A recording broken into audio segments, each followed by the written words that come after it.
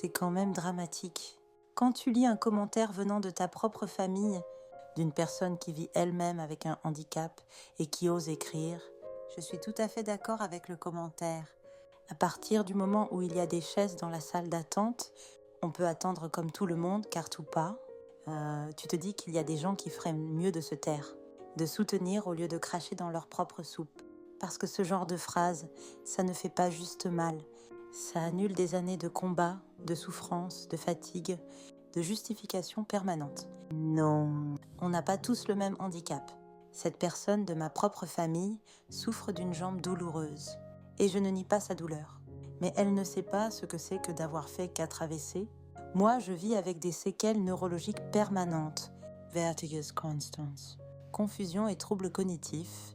Je reste bloquée mentalement sur un rendez-vous, incapable de penser à autre chose. Migraines violentes, troubles du périnée qui m'empêchent de me retenir, et une fatigue épuisante, invisible, incompréhensible pour ceux qui ne la vivent pas. On ne parle pas d'un rhume, on parle du cerveau, l'organe le plus complexe et vital qu'on ait. C'est lui qui te permet de penser, de bouger, de parler, de ressentir, de vivre pleinement. Quand ton cerveau est abîmé, rien n'est plus comme avant. Tu vis dans un corps qui ne t'appartient plus vraiment. Et ça, tant qu'on ne l'a pas vécu, on n'a pas le droit de minimiser. Et pourtant, c'est ce que font beaucoup de gens. En France, mon AVC a lieu toutes les 4 minutes. Dans le monde, c'est une des premières causes de handicap. Et ce qu'on oublie trop souvent, les AVC touchent massivement les femmes. Mais les femmes, on ne les écoute pas. On minimise leurs douleurs, leurs symptômes, leurs alertes. On leur dit « c'est pas si grave, c'est le stress, vous exagérez ». Et le pire, c'est que les femmes elles-mêmes finissent par minimiser ce qu'elles ressentent parce qu'elles doivent tout gérer, parce qu'elles mettent leur santé en dernier. Et quand elles s'écoutent enfin, c'est trop tard.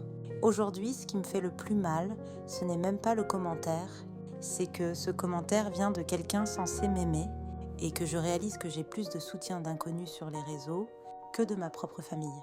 Et c'est exactement pour ça que je m'éloigne. Parce que je n'ai pas envie d'être entourée par des gens qui ne vont pas dans le même sens que moi, des gens qui devraient comprendre, mais qui choisissent d'être ignorants, méprisants, cruels. Et désolée de le dire comme ça, crétins, soutenez au lieu d'écraser, écoutez au lieu de juger. Et si vous ne comprenez pas, posez des questions. Mais ne parlez pas pour invalider, jamais.